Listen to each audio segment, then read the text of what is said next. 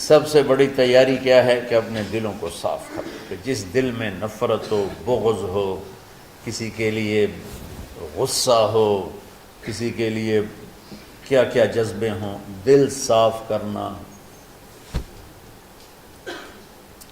ہمارے گھروں میں روزانہ جھاڑو ہوتا ہے، یہاں مدرسے میں روزانہ صفائی ہوتی کہ نہیں ہوتی؟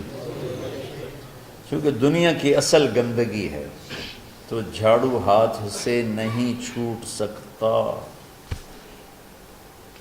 حرم شریف میں دیکھا کیسے چاروں طرف خدام پھر رہے ہوتے ہیں برش لے کر، کہ تمہارے مولوی شاہد صاحب بھی ایک دفعہ وہاں خدام حجاج میں گئے تھے، میں نے ان کے ہاتھ میں برش دیکھا، وہی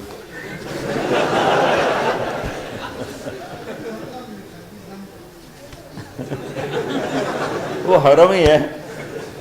کون سا سن تھا؟ 97۔ تو دل پہ غبار ایسے آتا ہے جیسے صحن میں غبار آتا ہے، دل پہ گندگی ایسے آتی ہے جیسے صحن میں آتی ہے۔ تو ہم نے نظام بنایا ہوا ہے، لوگ وہ کر رہے ہیں، وہ روزانہ جھاڑو دیتے ہیں۔ تمہارا دل ایک آنگن ہے، ایک صحن ہے، اس میں بغض، نفرت، حسد، پتہ نہیں کیا کیا گندگیاں آئیں گی اور آتی رہیں گی۔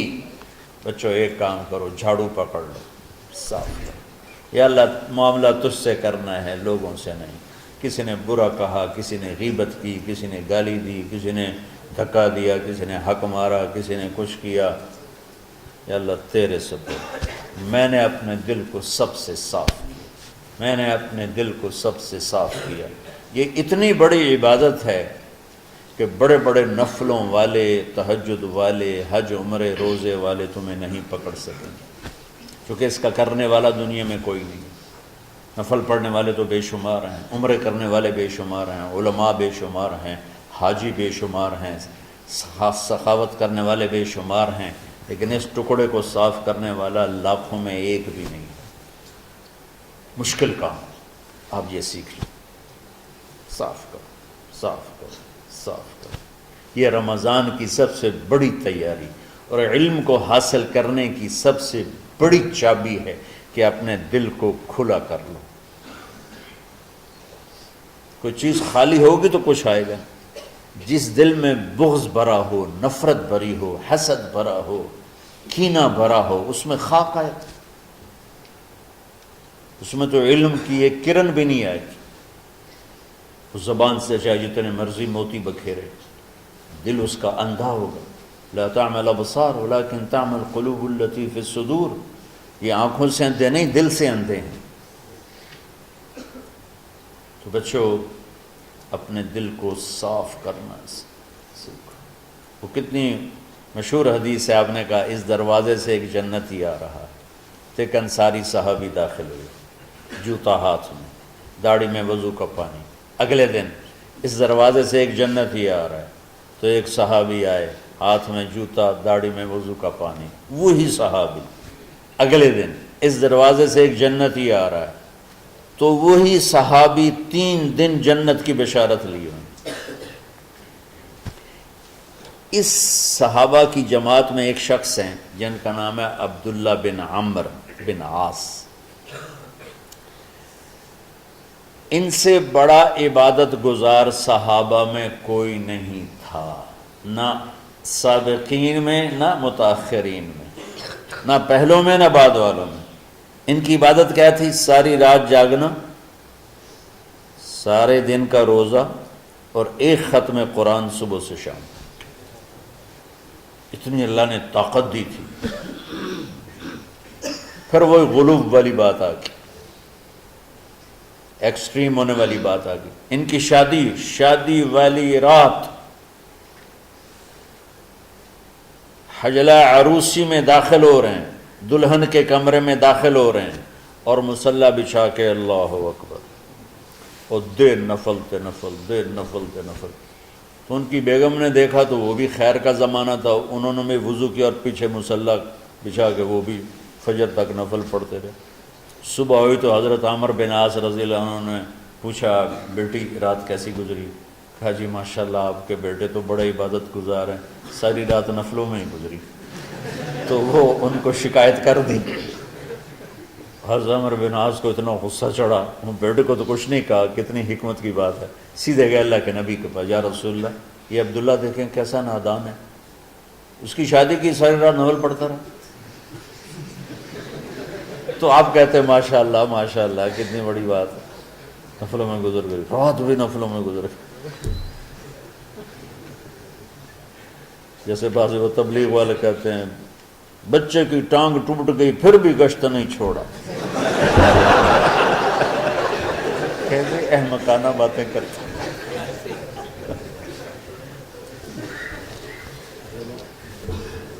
تو آپ نے حضرت عبداللہ بن عمر کو بلا کے ڈانٹا کہ تو نے مہینے میں 3 دن روزے رکھنے ہیں، بس نہیں رکھنے، اور ہفتے میں 1 قرآن ختم کرنا ہے۔ کہا یا رسول اللہ میرے اندر طاقت زیادہ ہے۔ پھر اچھا 15 دن روزے رکھنے، کہنے میرے اندر طاقت زیادہ ہے۔ آپ اس کو تھوڑا تھوڑا کر کے گھٹاتے رہے، اور وہ ہر دفعہ نہیں یا رسول اللہ میرے اندر طاقت زیادہ ہے۔ تو آخر میں آپ نے کہا اچھا چلو 100 میں داؤدی پہ آ جاؤ، 1 دن روزہ رکھو، 1 دن افطار کرو، اور 3 دن سے پہلے قرآن ختم نہیں کرنا۔ تو آپ نے اس کو پیچھے کیا۔ یہ بیٹھے تھے اس محفل میں، ان کے دل میں آیا کیا یہ بزرگ مجھ سے زیادہ عبادت کرتے؟ رات میں ساری جاگتا ہوں، دن روزہ رکھتا ہوں، 1 ختم کرتا ہوں، تو جنت کی بشارت تو مجھے ملنی چاہیے تھی، ان کو کیسے مل رہی؟ یہ کسی کتاب میں نہیں لکھا کہ یہ ان کا جذبہ تھا، لیکن جو کہ میں ان کی سیرت کو جانتا ہوں تو مجھے خیال آتا ہے کہ ان کی نفسیات میں یہ بات آئی ہوگی، چونکہ صرف انہی کو خیال آیا کہ میں جا کے دیکھتا ہوں کہ یہ بزرگ کیا کرتے ہیں۔ تو ان کے پاس پہنچ گئے، چاچا، ذرا وہ ادھیڑ عمر تھے، چاچا وہ میرے ابا تھوڑے ناراض ہیں تو کچھ دن آپ کے پاس گزارنا کا، بیٹا بسم اللہ آ جاؤ۔ اب رات ہوتے ہی عشاء کی نماز پڑھ کے انہوں نے جلدی سے چادر اوپر لی اور یوں سراغ کر کے ان چاچے کو دیکھنے لگے ایسے کر کہ اب یہ کیا ساری رات سجدہ کرے گا، اور ساری رات روتے روتے روتے روتے مصلی گیلا ہو جائے گا، یا ساری رات رکوع کرے گا، ساری رات قیام کرے گا، ساری رات قرآن پڑھے گا، اس تصور سے یوں دیکھ رہے۔ اور وہ بزرگ صحابی تشریف لائے، سرانے پہ سر رکھا، اللہم بسمک اموت و احیا، ہو گئے۔ اب یہ دیکھ رہے ہیں ابھی اٹھیں گے، ابھی اٹھیں گے، ابھی اٹھیں گے، فجر کی اذان پہ اٹھے۔ اب یہ تو حیران پریشان ہو گئے کہ یہ کیا ہو؟ اس زمانے میں تو منافق تہجد نہیں چھوڑتے تھے ڈر کے مارے کہ پتہ نہ چل جائے ہمارے کفر کا، تو یہ چاچا جنت بھی لے گیا تو ستا بھی پیا کہ چلو کل دیکھوں گا۔ اگلی رات پھر چادر سر پہ کر کے اور یوں سوراخ کر کے لیٹے ہوئے اور دیکھ رہے۔ چاچا پھر تشریف لے اور سرانے پہ سر رکھا، اللہم بسمک اموت و احیا، ہو گئے۔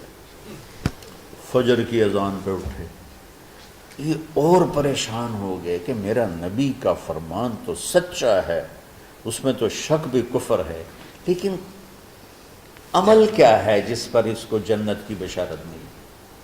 2 رکعت نفل بھی نہیں۔ اور آج کے دور میں تم میں سے ماشاءاللہ اکثر بچے تہجد پڑھتے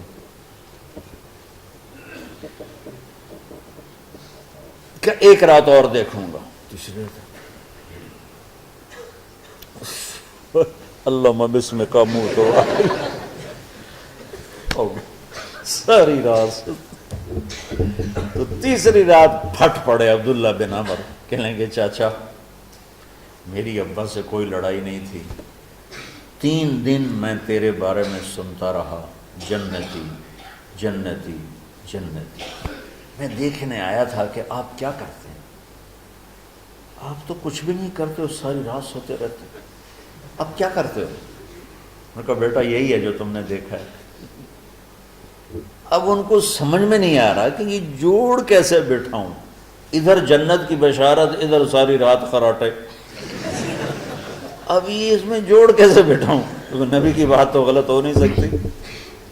تو اب وہ نا ایسے نا بڑے بے دل سے ہو کر واپس مڑے، پتہ نہیں کی چکر ہوئے گی کوئی گل۔ جب وہ دروازے تک پہنچے تو کہنے لگے بیٹا ادھر آنا، واپس آ گئے۔ اب میں تمہیں اصل راز کی بات بتاتا ہوں۔ کہا کیا ہے کیا ہے؟ تو یہاں ہاتھ رکھا، کہا یہ جو دل ہے نا اس میں کسی انسان کی نفرت نہیں۔